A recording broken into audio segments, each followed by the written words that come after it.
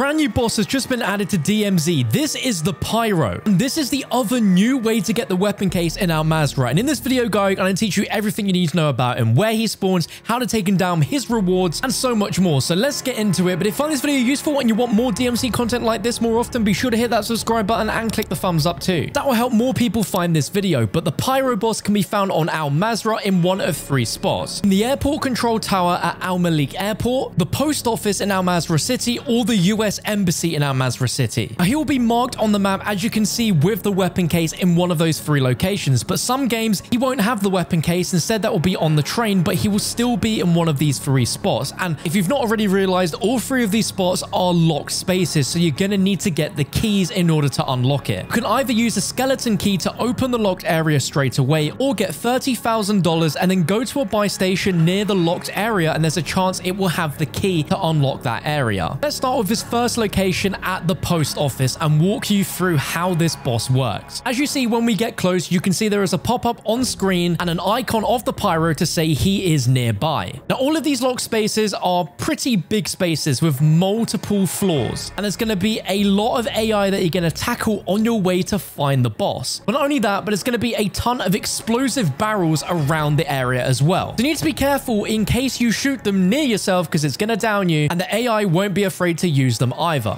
Now, when it comes to the post office, he is actually in a very sneaky part, and you're going to need to get to the side of the post office where you have this elevator, which will take you up to the highest floor. And as you see, as soon as we get out, we can see the Pyro is here. He is hidden behind a riot shield, but you can see he is a lot different to a normal riot shielder. He is a bigger, much bulkier AI with this massive backpack on, with these flaming canisters, and he takes a lot of bullets. And as you can see, he has a KV broadside shotgun with Dragon's Breath rounds, so be very aware of the Duf because he can down you from a pretty far range, and most of the encounters you have with him is going to be in very tight, narrow spaces where there is no real space to run around. But once we take him down, you can see he drops his KV broadside that we'll show you in a little bit, as well as a tempered plate vest, which allows you to plate up using 2 plates instead of 3, and the weapons case, as well as a chance of a gold skull and a 2-plate armor vest. Now, this weapons case that he drops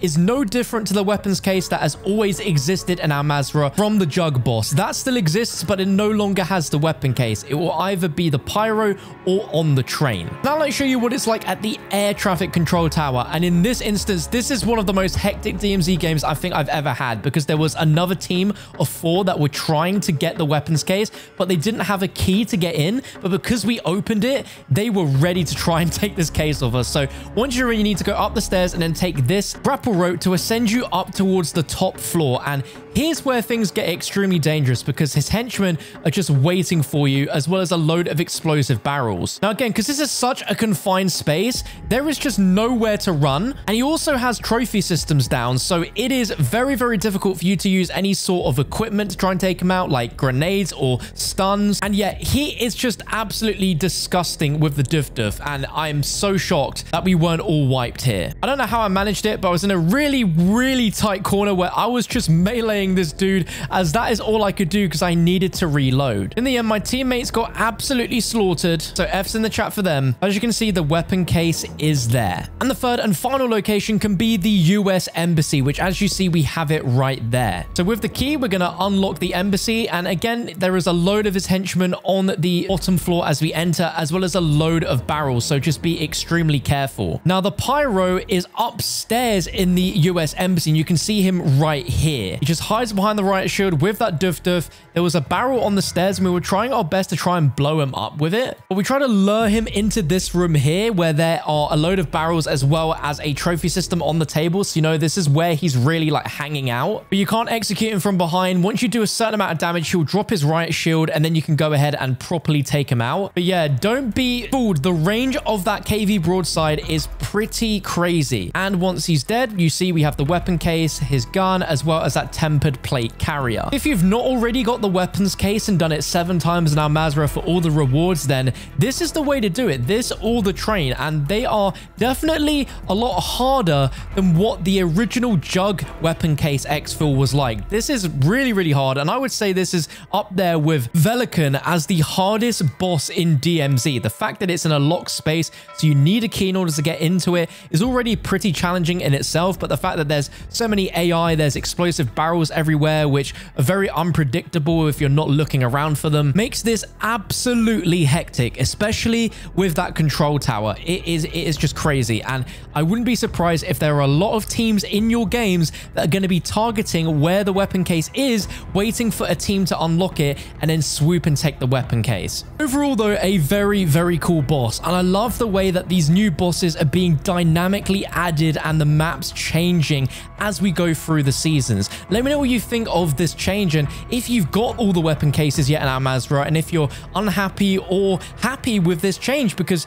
these weapon cases are now definitely way harder than they were at launch, and some people might think that's unfair on newer players that missed out and now they're having to do even harder things to get that weapon case. I'd love to know what you think below. Let's quickly take a look at what the broadside looks like once you extract with it, because you can. So if we look at the sort of attachments we have the hip shot laser, a dead sight 90 barrel, the 12 gauge dragon's breath, of course, and the 25 shell drum magazine. So if you've not unlocked the KV broadside for whatever reason, this is a way where you can exfil with it and unlock it for use in later games, and it's a pretty decent build of it. You can take it into game, you can use it on the workbenches to make the meta version of it by looking up what attachments are the best for it online. Of course, you can't tune it, but you still got a really good shotgun that will be ridiculous in Building 21 and Ashika Island, for example. If you found the video useful, be sure to drop a thumbs up and subscribe, because we're posting a ton of DMZ content, guides, tutorials, and all that stuff, and you won't want to miss it. We're going to try and be the #1 spot for everything DMZ going forward. So if that sounds good to you, consider hitting that subscribe button, turn on the bell, and I'll see you for another video very, very soon.